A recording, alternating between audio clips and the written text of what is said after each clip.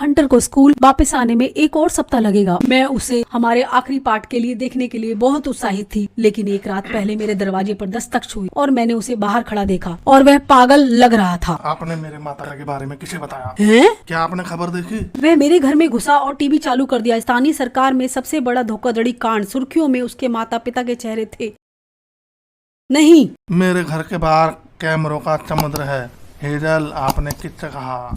I am sorry Hunter, मैंने स्टसरी से कहा। आप क्या? आप कई दिनों से गायब थी और वह हिस्ट्रिकल थी। मुझे उसे बताना था। उसने वादा किया था कि वह उसे गुप्त रखेगी। क्या तुम लोगों को बिल्कुल नहीं समझती? क्या आप अपने आसपास कुछ नोटिस करते हैं? तुम्हारी प्रेमिका मेरे कंधे पर सिसक रही थी। उसके साथ क्या हुआ वह जानने के लिए भीख मांग रही थी। हमने चूमा भी नहीं, मैं उसे पसंद भी नहीं करता। क्या मुझे तुम्हारे लिए हर एक बात लिखनी पड़ेगी? हाँ, तुम करते हो, मैं ऐसी ही हूँ। मुझसे दोस्ती करने के लिए यह जरूरी है। घर से बाहर निकल आया और मैं अपने आंसू रोक नहीं पा रही थी। मैंने उसे फिर से किया था, मेरी ही गलती थी। मैं कभी भी सभी नियमों को नहीं समझ सकती थी, मैं चाहे किसी भी क्लास ली हो। हंटर वापस स्कूल नहीं आया। मैंने स्टेसी को देखा तो मैंने उसे कॉलर से पकड़ लिया। अपने हंटर को बेच दिया? हाँ, समाचार चैनल ने मुझे अच्छी कीमत दी। आपकी समस्या क्या है? हंटर अपने माता पिता की तरह एक खिलाड़ी है और आप तुम मेरे दोस्त की तरह काम कर रही थी। पूरा समय मेरे साथ फ्लर्ट करते हुए। मैं नहीं जानती, यह स्पष्ट है। आपको लगता है कि आप उसे चुरा सकते हो सिर्फ इसलिए कि तुम सुंदर हो? तुम भ्रमित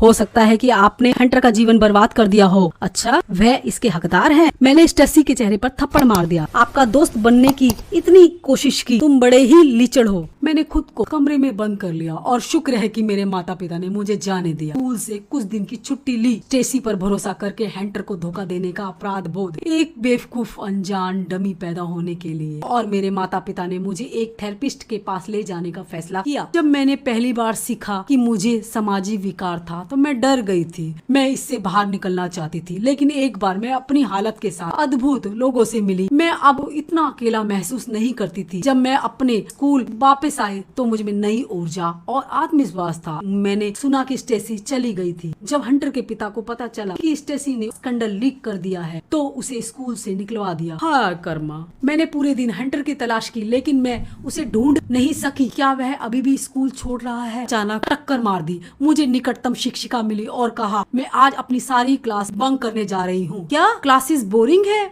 और यूट्यूब भगवान है? ठीक है, कोई यूट्यूब डिटेंशन में नहीं है।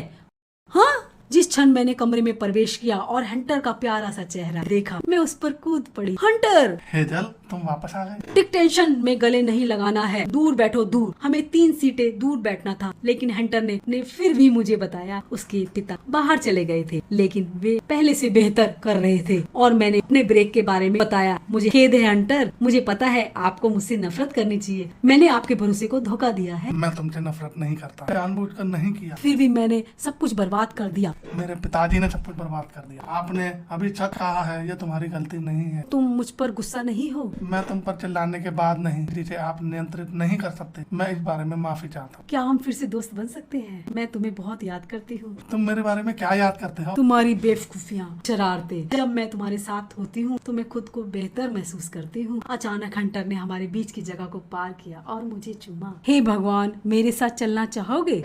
हाँ। अच्छा, उसने मुझे फिर से चूमा। डिटेंशन में चुम्बन नहीं।